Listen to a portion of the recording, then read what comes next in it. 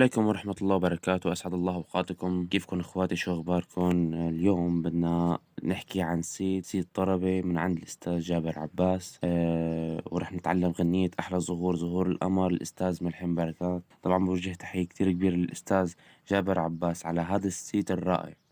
سيت طربي، الأصوات مشغول عليها ومتعوب عليها منيح، والإيقاعات نفس الشي.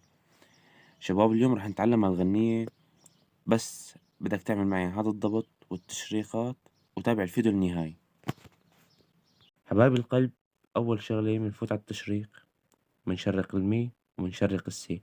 تابع الفيديو للأخير لأنه أنا بنص الغنية بدي شيل التشريق من المي، بس إيمت رح شيلها وبدي ضيف التشريق على السو بيمول. تمام اخواتي؟ بس تابع الشرح للنهاية. المهم حبايب القلب، مبدئيا بنطفي هاي الكبسة.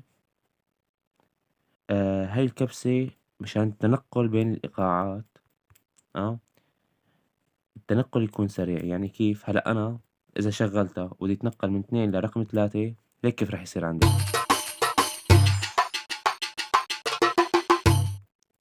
أنا ما بدي إياه هيك يكون. فأنا وقت بطفيها أو بشغل الإيقاع وبدي أنتقل من رقم 2 لرقم 3، هيك بيصير.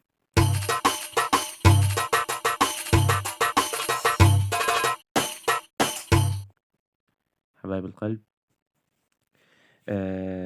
نشتغل على إيقاع سرعته على 95 تقريبا. تمام. هاي ترانسبول خليها 0، بتحب تحطها -2 كمان بيطلع أفضل.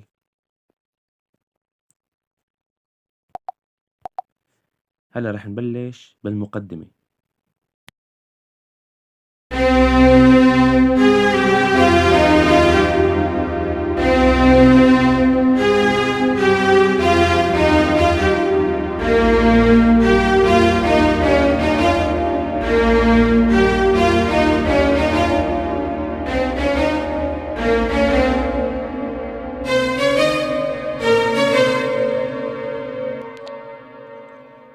طبعا شباب، هذا الأوكتاف هو نفسه لهذا الأوكتاف، فالري، فأنا وقت اللي بدي نغم هون فأنا بضيف كمان هون.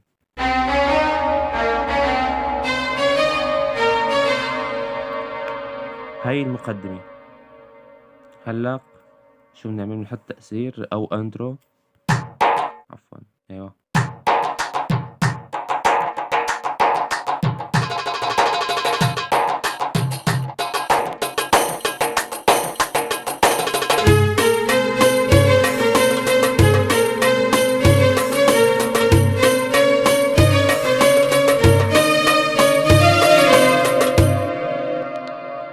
هلا رح نعزفها ببطء شوي شوي.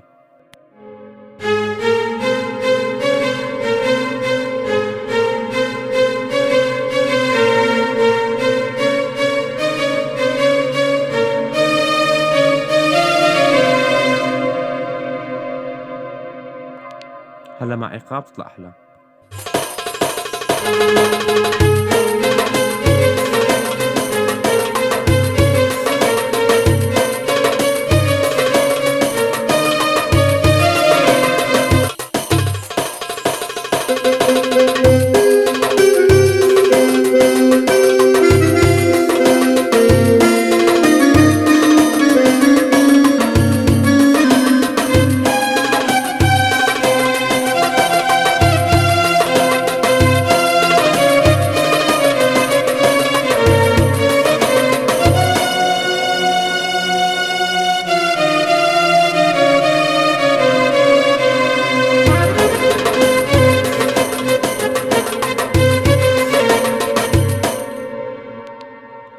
اخواتي، فوقت لما نخلص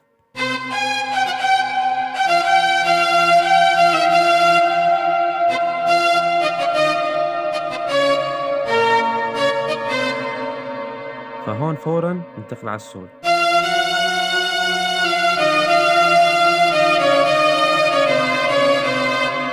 هون بنبلش نلفا. فأنا وقت اللي ببلش من الفا، أول ما أحط إيدي على الفا بشغل إيقاع. انتبه.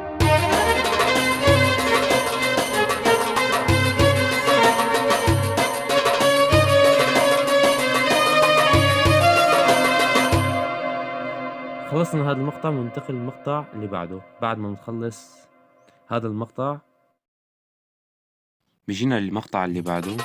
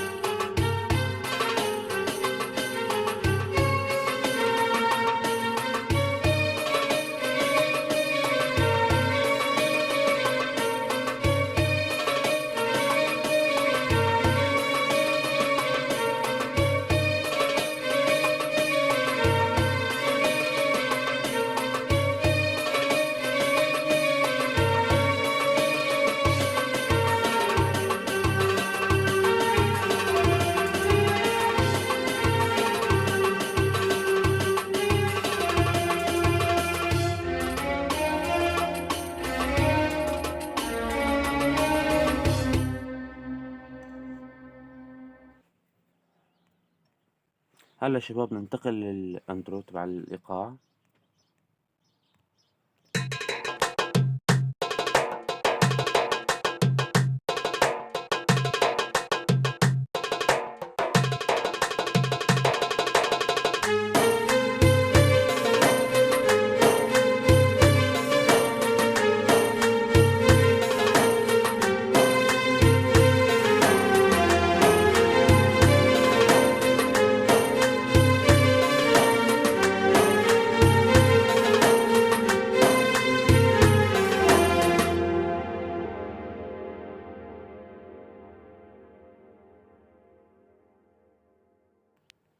اخواتي بس شلت التشريق، انتبه كيف بيختلف عندي الصوت. ليك اذا حطيت التشريق